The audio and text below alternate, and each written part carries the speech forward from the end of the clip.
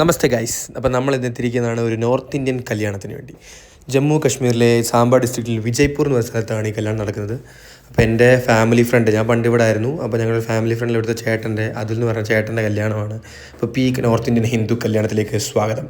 അപ്പോൾ ഇന്നത്തെ മെയിൻ പരിപാടി വരുന്നത് കോക്ടെയിൽ പാർട്ടിയാണ്. അതായത് ചുമ്മാ വെള്ളം അടിച്ചിട്ട് തുള്ളുന്നൊരു പരിപാടി. അപ്പം സംഗീത നൈറ്റൊന്നും വേണേൽ പറയാം, പക്ഷേ സംഗീതം ഓൾറെഡി കഴിഞ്ഞു, അതിൻ്റെ ഫ്ലെക്സായി കാണുന്നത്.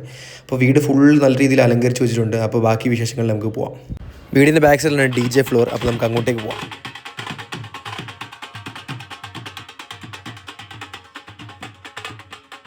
ഇവിടെ അങ്ങനെ പ്രായഭേദമന്യേ വ്യത്യാസമൊന്നുമില്ല. അങ്കിൾമാരും ആൻറ്റിമാരാണ് ഫുൾ തുള്ളുന്നത്. ഇവിടെ മെയിനായിട്ട് അങ്കിൾമാരാണ്, ആൻറ്റിമാരൊക്കെ അപ്പുറത്തെ സൈഡിലാണ്. അപ്പോൾ നമ്മുടെ സർദാർജി ഇച്ചിരി പഞ്ചാബി കല്യാണം എന്ന് പറഞ്ഞാൽ പറയും, ഒരു ബാംഗ്ര ടൈപ്പിലെ ഡാൻസും പരിപാടിയായിട്ട് എല്ലാവരും വൻ മൂഡ് എൻജോയ്മെൻറ്റ്. എല്ലാവരും വെള്ളം അടിച്ചിട്ടുണ്ട്. ഇതൊരു കോക്ടെയിൽ പാർട്ടിയാണ്, അറിയാമല്ലോ.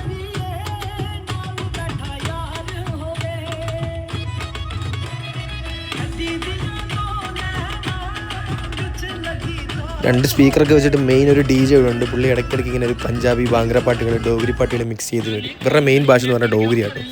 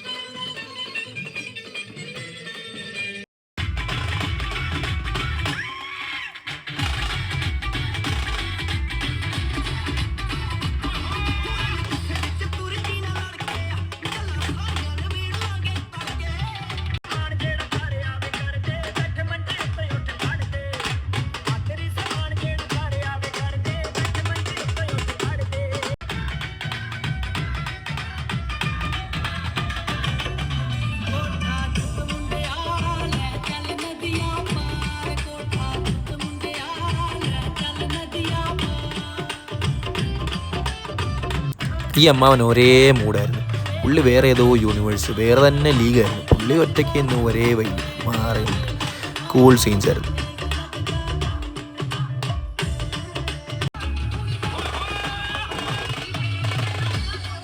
ഈ കുഞ്ഞിച്ചക്കൻ ഒരേ മൂഡായിരുന്നു കേട്ടോ. അവൻ്റെ വലത്തേക്കാൽ മാത്രം വെച്ചിട്ട് ബാംഗ്ര സ്റ്റൈലിൽ നല്ല കിട്ടിലും ഡാൻസ് കളിക്കുന്നുണ്ടായിരുന്നു.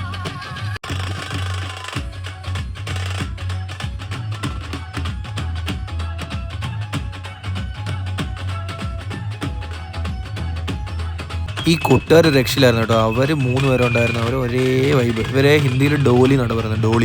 ഡോളിയല്ല ഡോളി. ഡോളിക്കാർ ഒരേ മൂഡായിരുന്നു. മൊത്തത്തിൽ വൈബാക്കി പരിപാടി.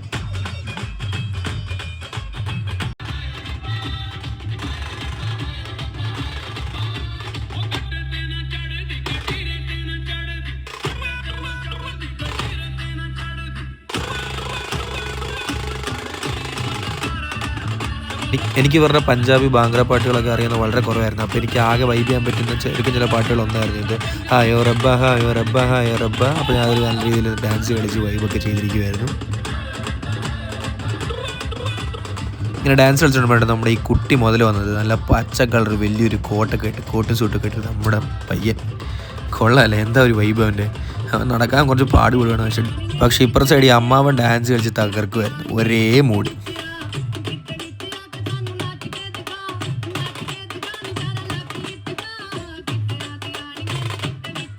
ഇതാണ് നമ്മുടെ കല്യാണ ചെക്കൻ അതുൽ ജാംബാൽ, ഗേണുബൈ എന്ന് വിളിക്കും. ഇത് പുള്ളിയുടെ ഉറ്റ ചങ്ങായി ദേവാൻഷു ഭയ്യ. അപ്പോൾ ഇവർ രണ്ടുപേരും എനിക്ക് നേരത്തെ അറിയാവുന്നവരാണ്. ബാക്കിയൊക്കെ ഇവരുടെ കസിൻസും പരിപാടി ഫ്രണ്ട്സൊന്നുമില്ല, ഫുള്ള് കസിൻസും ഫാമിലിയൊക്കെയാണ്. ഇവരൊക്കെ ഞാൻ ആദ്യമായിട്ടാണ് കാണുന്നത്. അപ്പോൾ നമുക്കും എൻജോയ് ചെയ്യാം.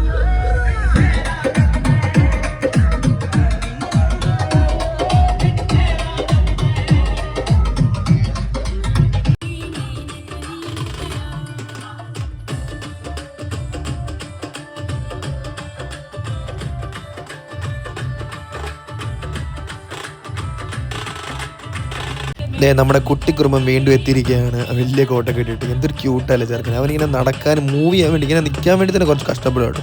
അപ്പോൾ ഞാൻ കുറേ ട്രൈ ചെയ്ത് അവൻ്റെ അടുത്ത് ഡാൻസ് കളിക്കാൻ വേണ്ടി, അവനെ ഡാൻസ് കളിപ്പിക്കാനും ഒന്നും നടപടിയുള്ള കേസില്ല.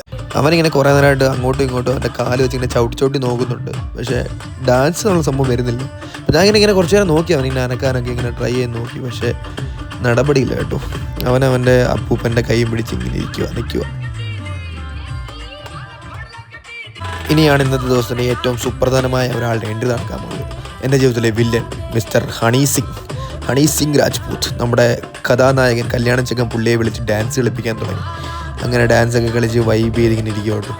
നമ്മുടെ വില്ലൻ ഹണി സിംഗ് രാജ്പൂത്തിൻ്റെ ഓമന പുത്രനാണ് ഈ കാണുന്ന ചെക്കൻ. അവനിങ്ങനെ പയ്യെ തലയൊക്കെ ആട്ടി താളം പിടിച്ച് ഇങ്ങനെ നിൽക്കുക.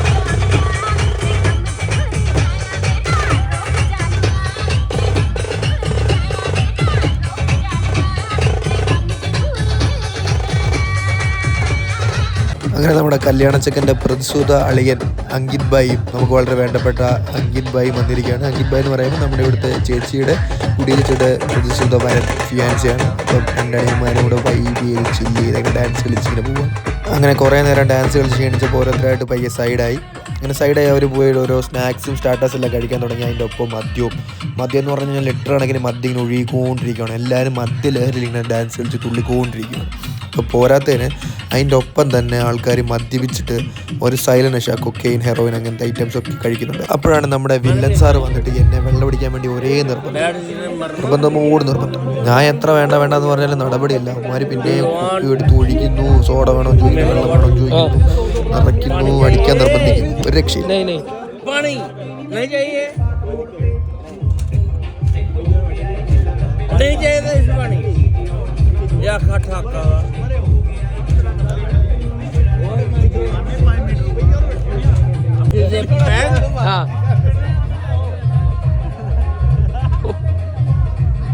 കാടിവെള്ളം കുടിക്കുന്നത്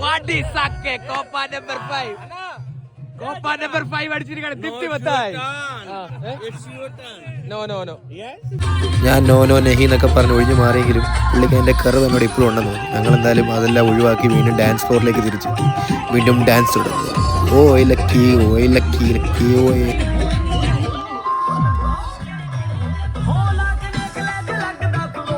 ഇതാണ് നമ്മളെ ഏറ്റവും പ്രിയപ്പെട്ട ദേവാൻഷു ഭയ്യ.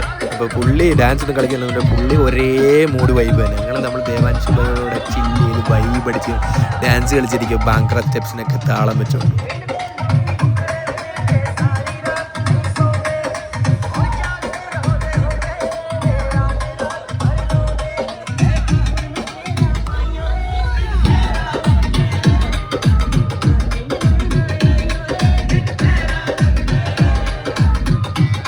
അങ്ങനെ കുറേ നേരം കഴിഞ്ഞ് നമ്മുടെ ലേഡീസും ഡാൻസ് ഫ്ലോറിലൊക്കെ ഇറങ്ങിയിരിക്കുകയാണ്. റോഹി ചേച്ചിയും അവരുടെ കസിൻസ് എല്ലാവരും കൂടെ ഡാൻസ് ഫ്ലോർ കയറി ഫുള്ള് വൈബായി.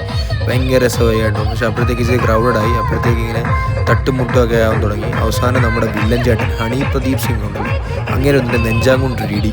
അൺഇൻറ്റൻസ്ലി ഇടിച്ചാൻ തോന്നുന്നു, പക്ഷേ എനിക്കറിയാൻ പാടില്ല. അങ്ങനെ അയച്ചു നല്ല വേദനയായി. ഞാൻ സൈഡായി കേട്ടോ. പുള്ളിയാണ് എന്നിട്ട് എൻ്റെ അടുത്ത് പിന്നെയും വന്ന് ചൊറിയാൻ വന്ന്. ഞാൻ കൈ പിടിച്ച് മാറ്റി. അതിൻ്റെ ദേഷ്യത്തിൽ പുള്ളി എന്നെ പിടിച്ച് ഒറ്റയിടി. ഇതാണ് ആള്. പുള്ളി എന്നെ പിടിച്ച് എന്നെ വലിച്ചഴുകി ചെവിക്കലിനൊന്നും തന്നിട്ട് സോക്സ്ലാം ചെയ്ത് കളഞ്ഞു താഴോട്ട്.